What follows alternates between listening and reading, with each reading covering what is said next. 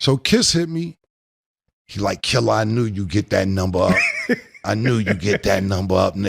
And I'm like, hell yeah, I'm gonna get the number up, man. We gonna get the number up, but we got a tour that's worth way more than this. Why are we doing this? Let's do it after the tour. So Capo like, Cam is in Madison Square Garden. They have a fight that night. The camera's gonna be set up. This, that, and the third. They can't do it another time. I'm like, nah, bro, I ain't doing this. So Capo said to me, Cam, every dollar I make from this Verzuz, I will give to you. I just want to perform in the Garden again. So I'm like, damn, Capo really want to perform, do this Verzuz. I'm like, if he wanted to give up all the money he making, that mean he really want to do this. Right. All right, let's do it. Let's talk about it. Because what Cameron just revealed, it changes how we look at the whole Dipset versus Lox versus battle. Now don't get it twisted. I'm not here to tear Dipset down for doing verses. That was a historical night. Iconic. The energy, the anthems, the culture. It was New York City in its rawest form. And Cam, Jim, and Jewels, they showed up for the city. That performance is going to live forever. But here's the truth people don't talk about. That one night may have cost them millions. Cam was already in the middle of locking down a Dipset tour. 7 figures on the table. Real momentum building. And just when everything was lining up, the Verzuz idea pops up. And at first, Cam wasn't feeling it at all. Not because he was scared, not even close. He was thinking long term. The tour was the real bag. But Jim Jones was passionate. He wanted to do it for the love. He said he'd give Cam all the money he made off the Verzuz just to get that moment in Madison Square Garden. And that's what changed everything. Cam said if it meant that much to his brother, he was going to make it happen, period. So what you had was a group of legends putting legacy over money. And even though it might have hurt the business in the short run, you can't question the heart behind it. That's what makes this story so dope, but also bittersweet. Because as you'll hear Cam break down, the fallout from that Verzuz had real consequences. Let's get into it. Listen, the first question is from P. Mason from Bridgeport, Connecticut, and he wants to know about the Verzuz. And he wants to know, how did the Verzuz come about, number one? And two, how did you feel about taking a loss to the Lox? That's a real good question. I like that. I like that we're starting the show with this. I really do. I like that. I like that. You know the Lox? I don't know. Before my time. Do you know Dipset? I know Dipset, yeah. You only know Dipset because you know me. It's disrespectful that you don't know the Lox, man. Very disrespectful, Jazz. We got to get some. I know you're a little young. We got to get your homework up. First and foremost, let me say this. I don't like losing, never. I never like losing. But if I had to lose to anybody and still live with it and not be that mad or be upset about it, it's the Lox. Them is my brothers. Those are my niggas. Like, you know, they got on probably a year before me. It's them and Mace that got on, then I got on. So those is my niggas.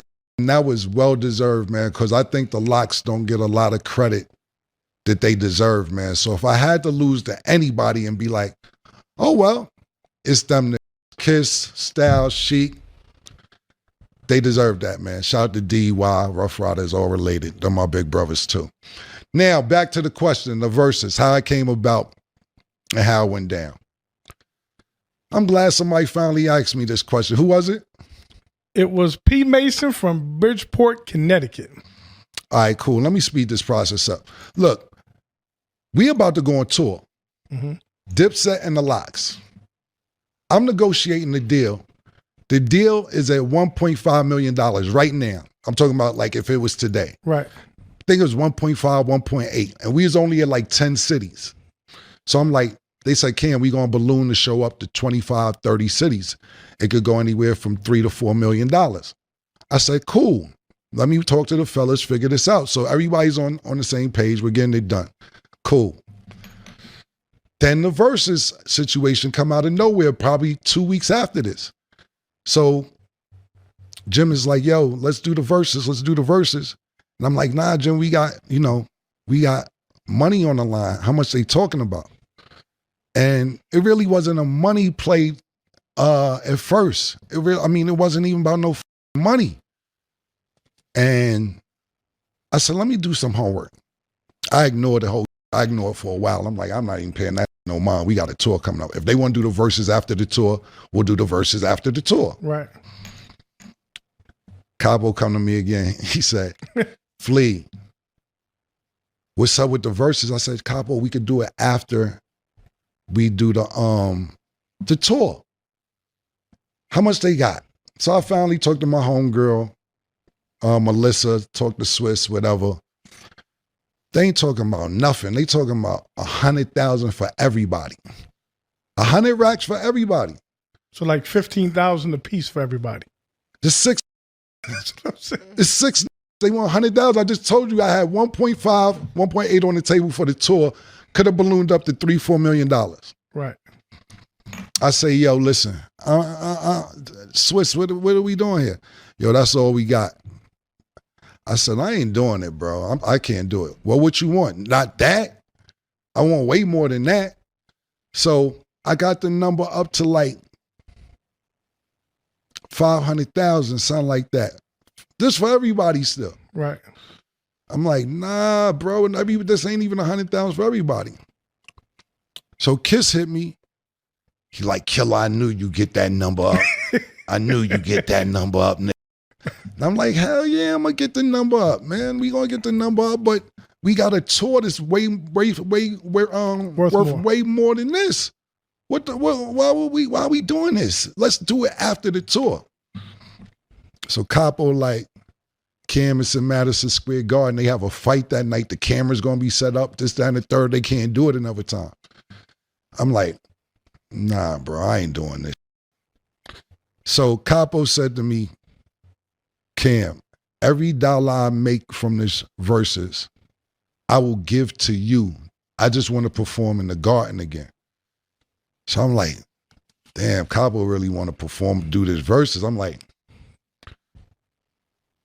if he wanted to give up all the money he making, that mean he really want to do this. Right. All right, okay, let's do it. All right, now I got to start negotiating with Thriller, whatever the Triller. Yeah. I got to start calling them because I'm like, if this nigga want to give up all this money, I'm not going to take Capo money, but that's how bad he wanted to do it. So I call Swiss, I call Triller people. I can't remember their name. My homegirl, Melissa, worked for them. And I ran the number up. Now, I ain't going to tell you what they got. They got more than that.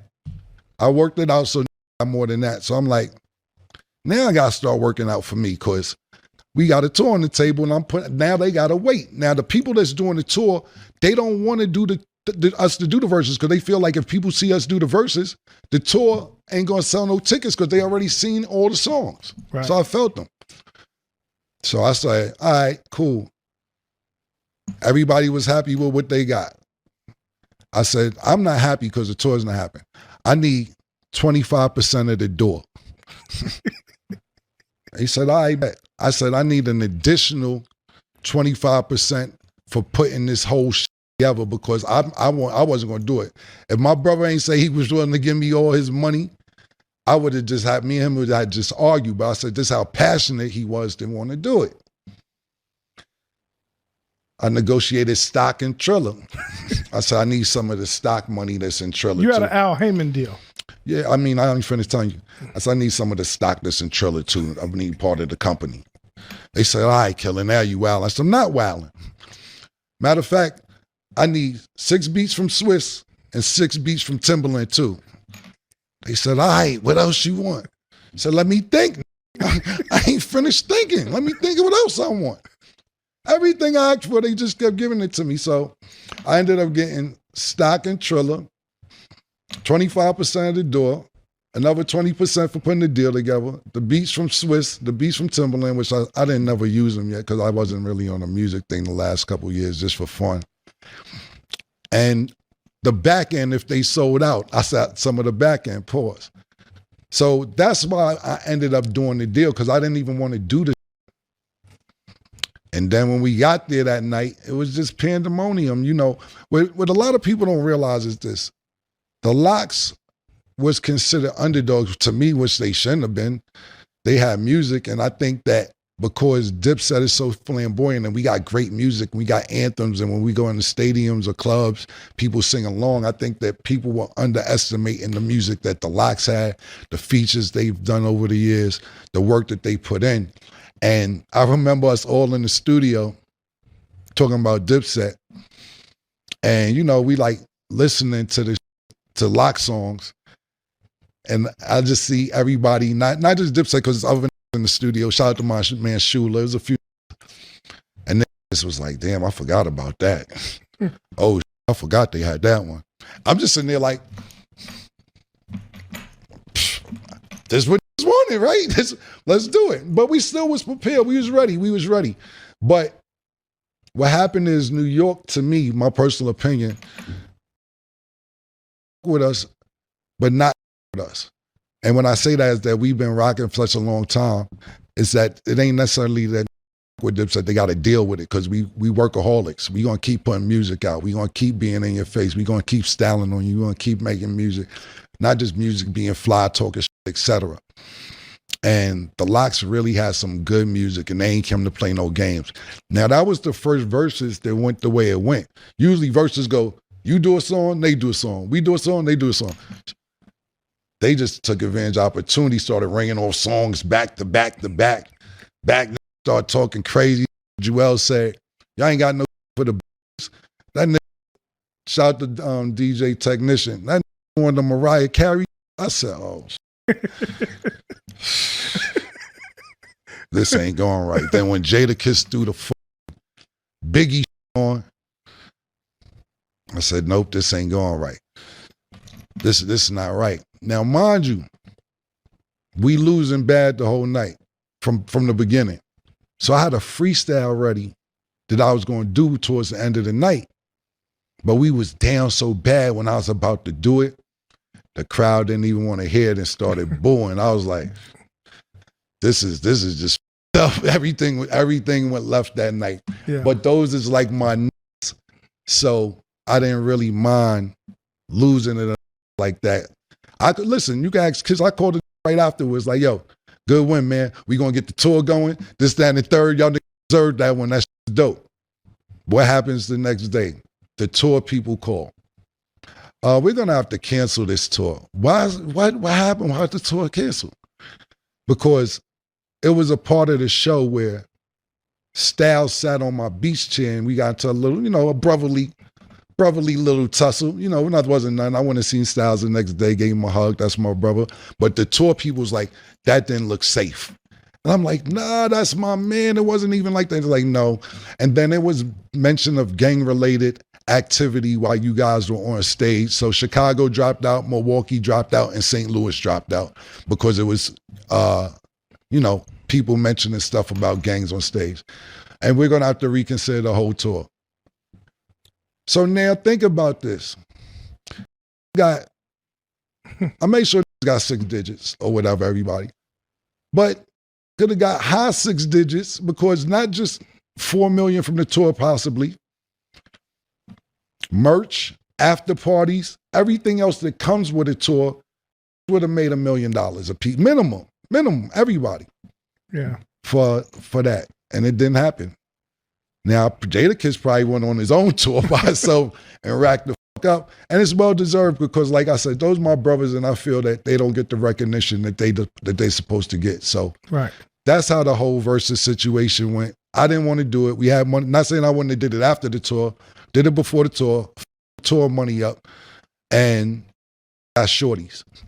That's my opinion on it. But shout out to the Lox. Shout out to my brothers on the set. We put on a great performance that night, even though we was on the losing end of it. But it was dope for New York City. So here's what I'll say. Verzuz wasn't a mistake. It was a moment, a big one for the history books. Dipset versus the Lox was one of the most iconic nights in New York hip-hop, hands down.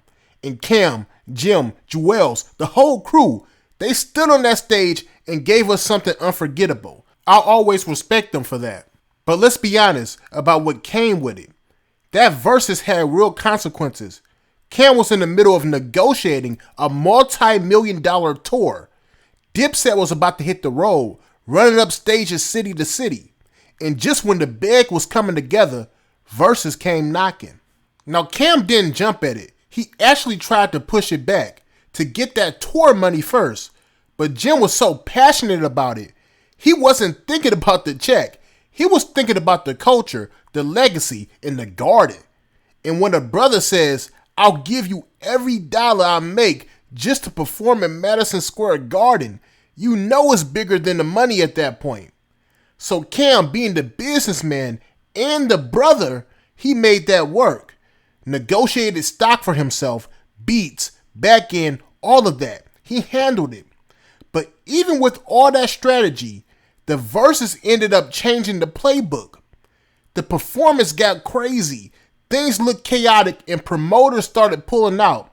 Cities dropped off and the tour fell apart. Not because of failure, but because the moment became bigger than expected. Now that's not Dipset's fault. If anything, it shows how powerful that performance really was. But sometimes, when you do something legendary in the moment, you lose out on whatever was next. And that's the game. You give the people a show, you might risk the structure behind it. And the crazy part? Cam didn't even want to do it at first, but he stepped up because Jim Jones was passionate and because the city needed it at that time. And I respect that. I respect Dipset for showing up even when the business wasn't ideal at first. That's love for the craft.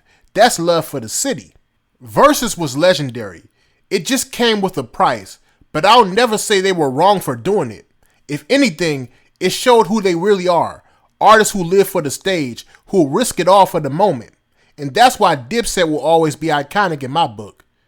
Y'all tell me what y'all think about this story down below in the comment section. And make sure you like and subscribe. Peace.